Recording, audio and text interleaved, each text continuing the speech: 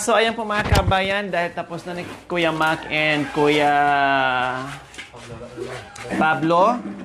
No, nasa Kuya Pablo? Wala, susunod.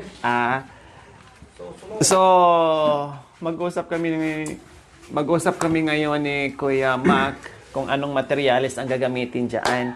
So gusto ko sana Kuya Mac, no, yung bang may ano muna dito, may ganyan muna bago natin siya maghati para hindi siya masyadong Hindi, talagang lalagyan mo. malagyan ng ganyan, no? Lalagyan mo. Sige nga Kuya Mac, paano yung ano mo idea? Lagyan ng ano yan. Ng... Yung isang diretsong ganon. Tapos Mataas kayo yan eh. para hindi mabigat. O tapos ganyan siya, tapos butterfly isang ganon, tapos mayroong pangdaanan ng tao. Na maliit. O na maliit. Oo, para pag yung sila ang sarado para sa mga bata, kasi kung walang maliit yon mahirap yon. Oo. Binuksan yung isa kasi, lalo na yung mas malaki eh. Takaw space yun. Ay, oo, tama. Takaw space pag binuksan. Kaya kailangan, matik, may maliit. So, yun po yung mga kabayan. Maglagay pa kami ng ganyan. And then, butterfly po siya. No? Plus, meron pang maliit na labasan ng tao. Para pag lalabas sila ni ang bubuksan niya is yung maliit lang na daanan ng tao.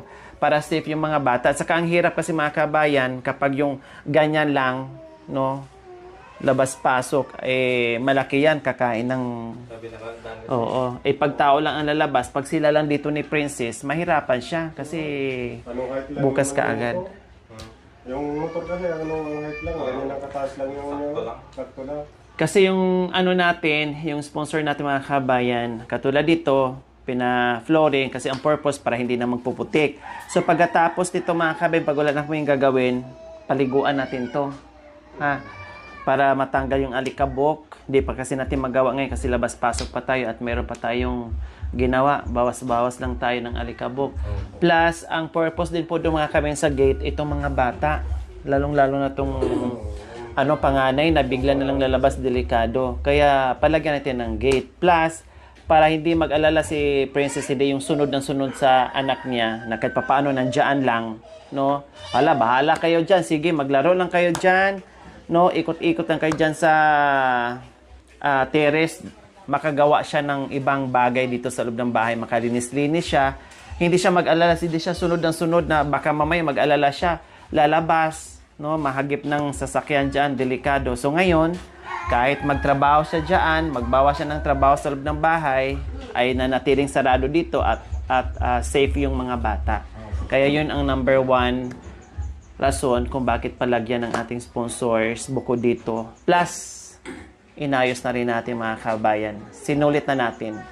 No? Sinulit na natin, binunggahan na po natin mga kabayan. So ngayon, mag-order kami ng pag-usapan namin yung materialis ni Kuya Mac, kung anong materialis ang gagamitin namin para ma-order din namin kaagad mamaya. Okay, sige Kuya Mac, mag-ano kayo? Kung anong...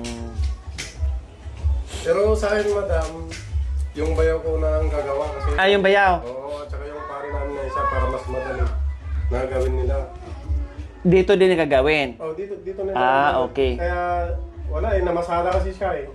So, ang gagawa nito... Mamaya akong pang darating yun. Sinabi ko sa kanya pero nag-uuna sila. So dalawa sila? Dalawa sila. Pero yung sabi ko nga, sila ang mag-estimate yung materials. Tapos ang gagawa din? Sila. Sila pa din? Oo. Bakit saan kayo pupunta ni Kuya Pablo? Hindi, kasi sa mata. Sa mata. Iiwan mo na kami? Ha? Iiwan mo na. Parang doon sa welding. Okay. So, magwi-welding. So, mag-estimate sila mamaya dito kung anong mga materials. Aantayin pa namin mamaya. Oo, madam. Sige.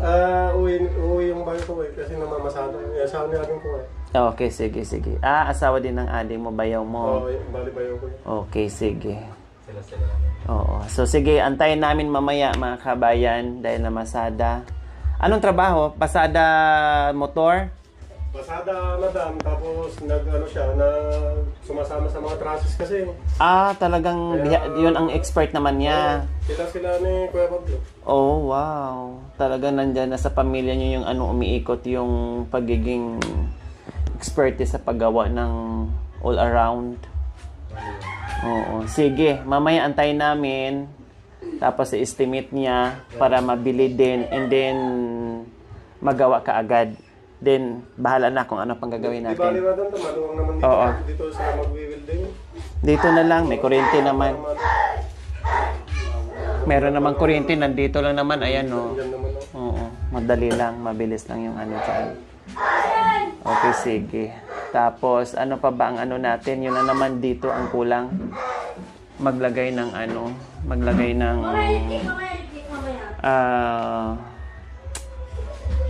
bakal, no, gate. At saka dapat ano lang, yung may awang na hindi din kahit mga hindi makalusot yung mga bata. Isang dangkal siguro, hindi na naman kaya ng ano. Hindi na madam yun. Ganyan na. Oo. Sa pedal yan ako, Jerome. Yung hindi kayang lusutan ng bata, ayun ang importante doon. Para at least, hindi na mag-alala. Ay, ano Kuya Pablo? Kumusta yung sinabi ko sa'yo? Asan na yung messenger mo? Ano messenger mo? Nagulat ako, may nag-message sa akin, Madam, ilang taon na po ba si Kuya Pablo? Sabi ko, hindi ko pa alam, tatanungin ko mamaya. O, nag-reply ako, sabi ko, 40, di pa naman nag-reply. Katulad yan, alam mo na ba? Katulad yan, biglang lalabas o kung may sasakyan, paano na? Mahagip. Siyempre, hindi niya alam mga kabayan, basta-basta na lang siyang tatakbo dyan sa harapan ng bahay.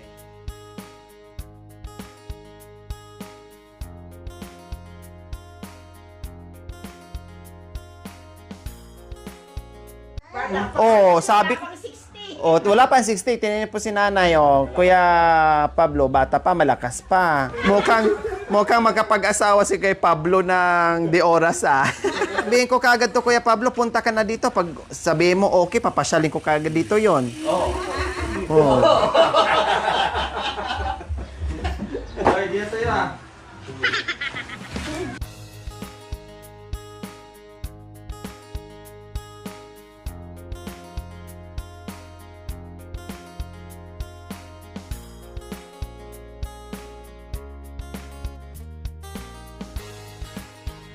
Oh, tinan mo, nagtupi na. Hindi, mali, ulitin mo. Mali. Baliktarin mo bago ka magtupi. Makanyan para makita mo yung hitsura ng binubunot mo. Yan. Natuto ka na pero baliktad naman. Tama nga yung ginawa mo pero baliktad. Yan. Para makita mo kaagad, ma-identify mo yung hahanapin mo anong kulay at anong gusto mong isuot. Ayan po mga kabayan, nandito na yung inaantay ko para mag-estimate dito sa gate nila ni Kuya Jerome and Ate Princess. Kuya, pwede bang malaman ko yung estimate dito at yung design ng natin, gate natin? Kaya madam, kung anong gusto niyong Ano siya? Yung lang, yung ba yon? Uno ba ang nun? Tubular yung mga ganito lang. Ayan, oo. Kailangan maglagay muna tayo ng ito. Ito yung design nyo. Ayan, isang ganyan. And then, butterfly. And then, maglagay pa tayo ng ng tao. Daanan. Para magagamit nila kapag sila lang dito, nandito yung motor, nakaparada yung motor nila at saka side, pedal, okay lang. Kasi kung walang ganito, mahirap, malaki yung open, close. Mabigat or mahirap siya para sa mga bata. dito madam, ito yung sinasabi niyo sa taas. Oo, para hindi mahaba at hindi mabigat. Mabawasan yung bigat ng bakal. Kasi kung pang-isahan, parang umuuga siya eh. Hindi solid. Kaya kailangan, mayroon muna siyang ganyan. Unakot kanyang anak ko. Tapos ganyan. Pero ang ginawa ko lang yung Okay na tayo. Mga anong height? Patingin. Anong mga? Di na kayo pabaron kay pa. Masidag. Si kami masidag. Tapos may natira na Yan. Okay na. Basta hindi tatama yung bubong ng Parang 35. Okay, pwede na. At least hindi tatama yung ubong. Okay. Sige.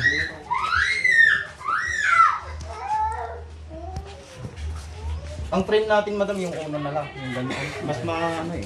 Yung alin? Ganyan na po ba? Oh, sige. Yung kung ano yung ano, kahit yan ang agayahin natin. Hindi po ba ano to? Kasi maluwang yan eh. Ito, ay, excuse me ha. Uno to. O, uno. So ano kayo yung, ano bang sumunod dito na medyo malaki? So dos ang kailangan natin. Ah, okay. Yung frame dos, tapos yung ano natin ganito. Okay, sige. I-ano na lang natin yung mga ganito. Yung Okay, sige. Basta ang frame lang niya is dos. Okay. So, and then ang mga ano niya is uno. Okay, sige. Tapos ano natin? Kung ilan piraso, ilang pirasong uno, ilang pirasong dos. Paki-ano muna. Estimate.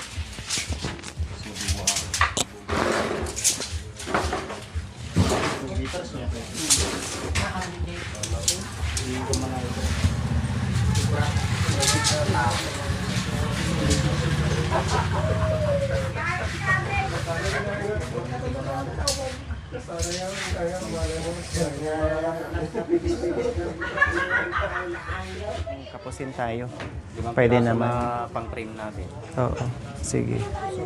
Bukas ipaano ko. Pero ang design natin, So ayan po mga kabayan, no. Alam niyo po, yung budget dito sa gate natin, dapat coco lumber lang yan or kahoy. Pero syempre ay may budget naman, no. Good naman yung budget mga kabin at kakayanin naman sa bakal kaya binakal ko na. O di ba? Para kasi kung kahoy, syempre may tendency maropok kaagad. Unlike kung bakal mga kabayan, tatagal talaga, no? Tatagal talaga siya. Kaya sabi ko, salamat dahil dapat ay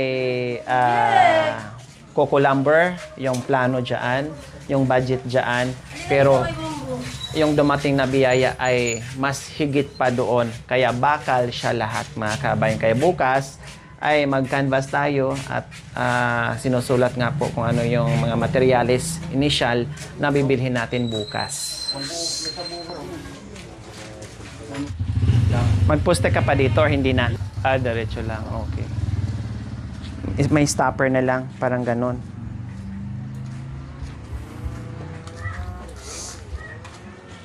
Mas pinakita mo sa akin yung pintuan niya na mababa na.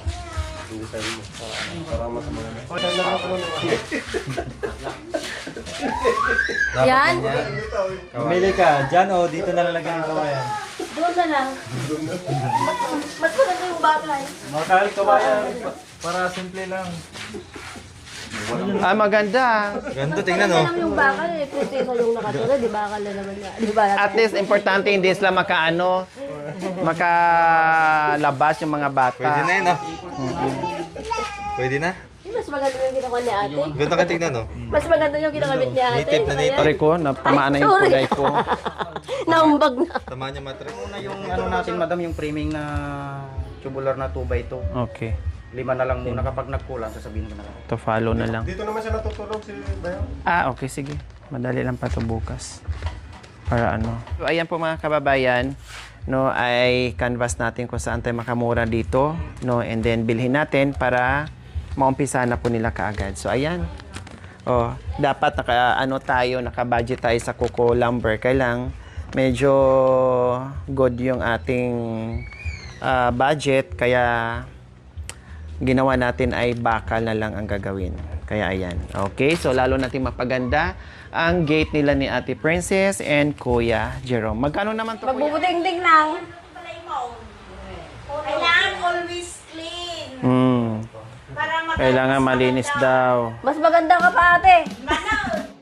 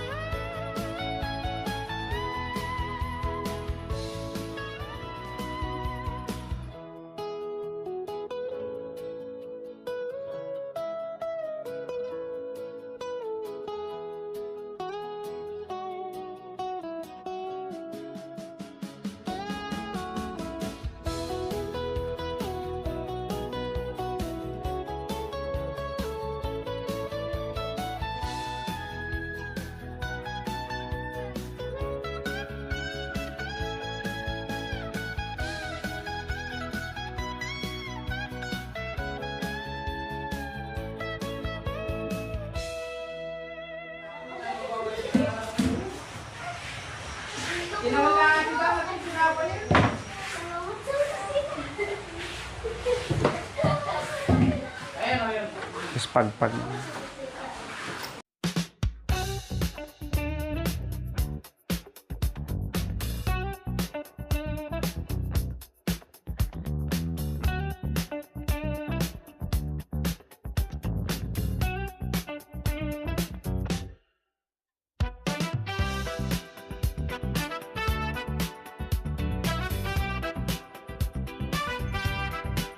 Thank you for watching. Don't forget to like, share, and subscribe.